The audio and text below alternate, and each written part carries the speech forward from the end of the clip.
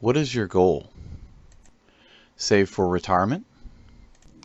Avoid or beat future inflation? Hold on to the money that you have invested? Have the stocks grow slowly over time? Dividend income because you are retired? Make some fast cash? Some combination? Let's use an example. Let's say you are a hardworking nurse who has been on the job for 20 years and have 25 years until you retire at 65.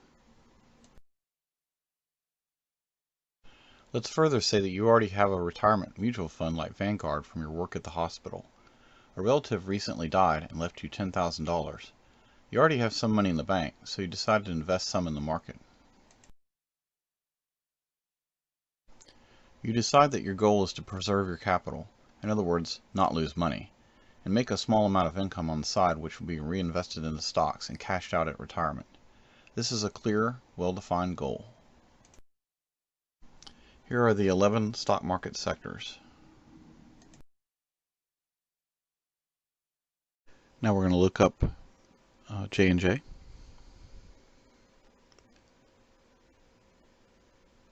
So it's best to do research on things and find out the actual, and every stock that way before you buy. Don't just buy. Don't just take a tip from a guy at the office. Now here's the price, it's 148.20. The PE ratio is 2607. The earnings per share is 5.68. That's $5.68 per share. The dividend is 2.7 per year.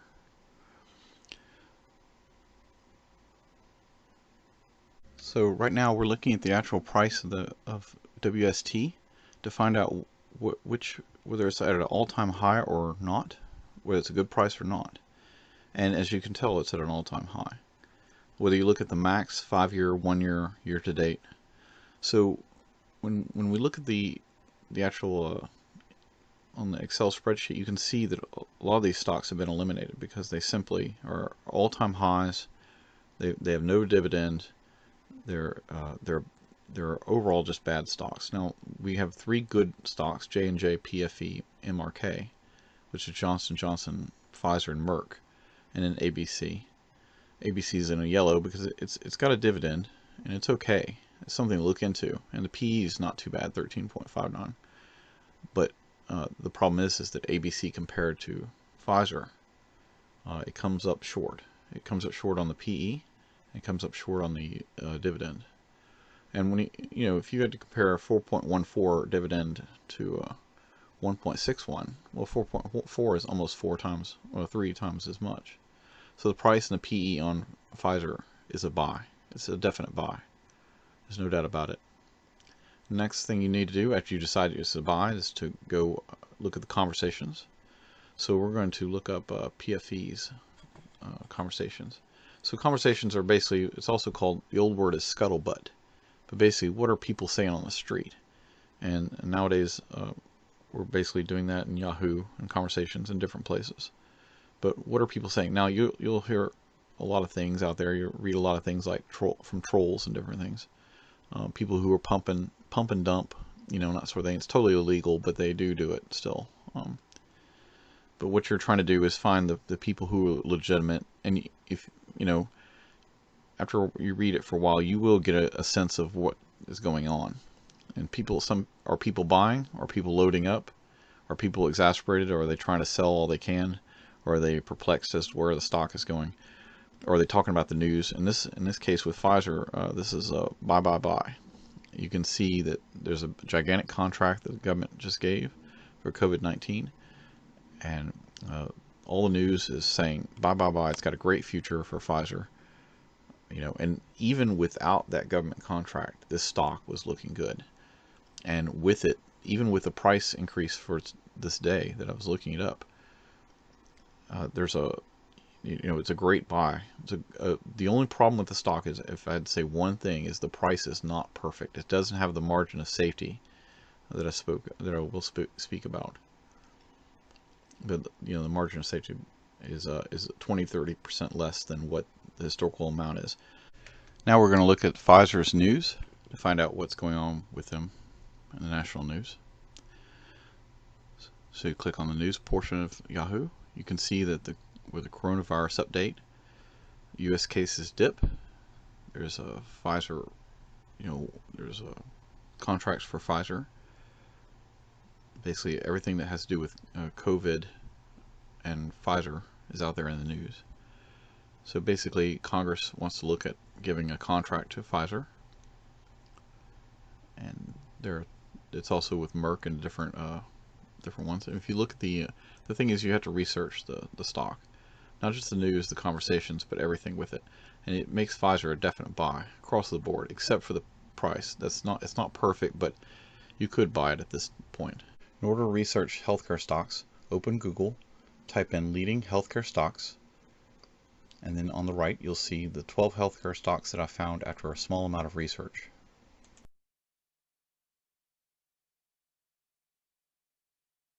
This is a process of elimination.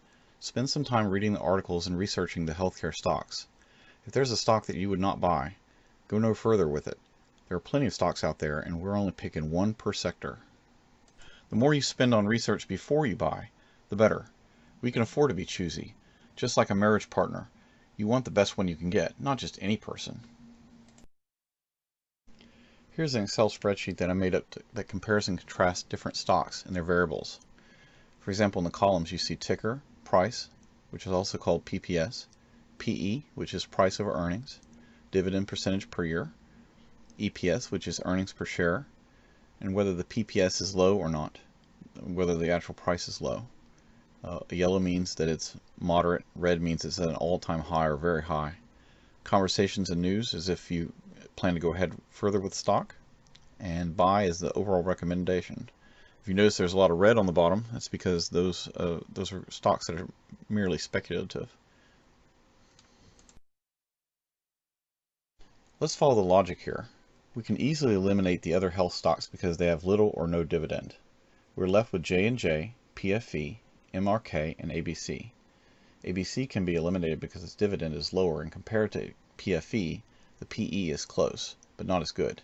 Also, PFE, which is Pfizer, has a better reputation. This means something in the real world.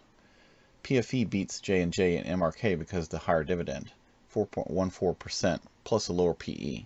Before buying, do more research by reading the news and conversations.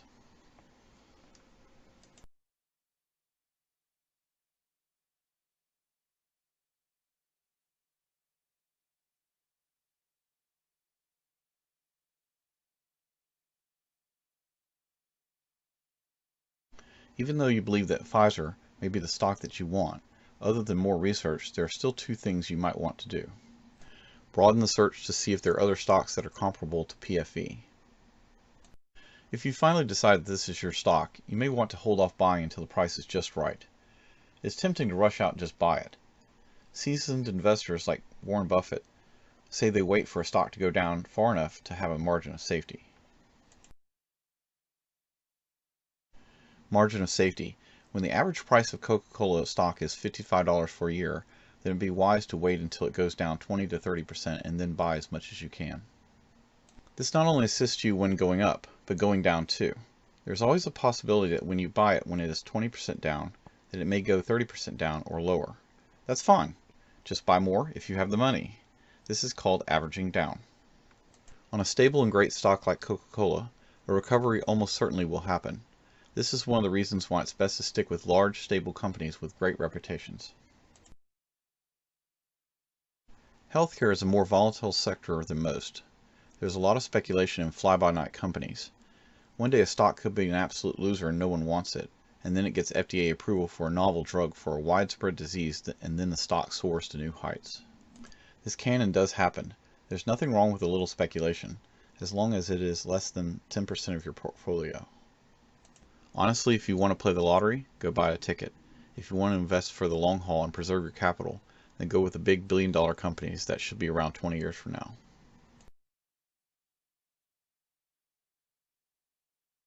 5 sectors to invest in. These are examples. I'm not recommending these. You got to do your own research, which is also called due diligence. Healthcare, utilities, energy, materials, financials. So for healthcare we have Pfizer, utilities Duke Energy, energy, British Petroleum, materials, Australian mining, financials, Goldman Sachs. So with the earlier example of 10,000, you put 2,000 in each stock.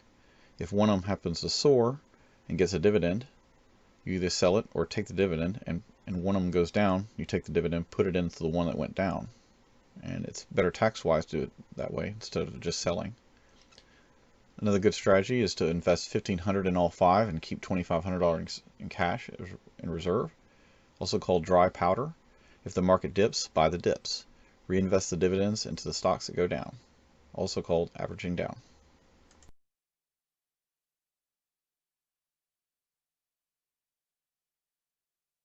Yes, there is. It is very simple. Invest in broad index funds. They will be most actively managed funds.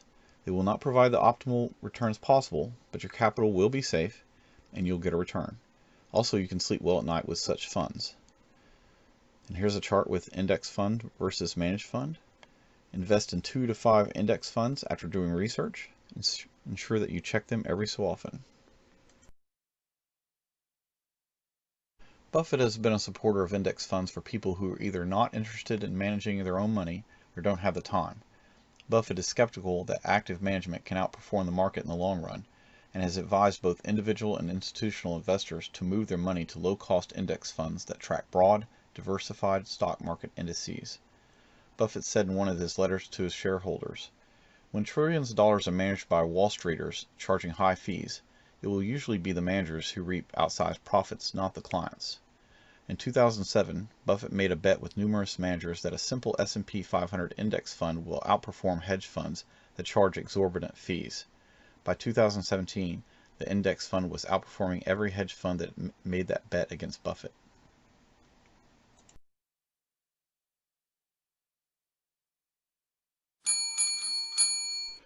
If you liked what you see, hit the subscribe button or share. Thank you. This has been EmersusTech.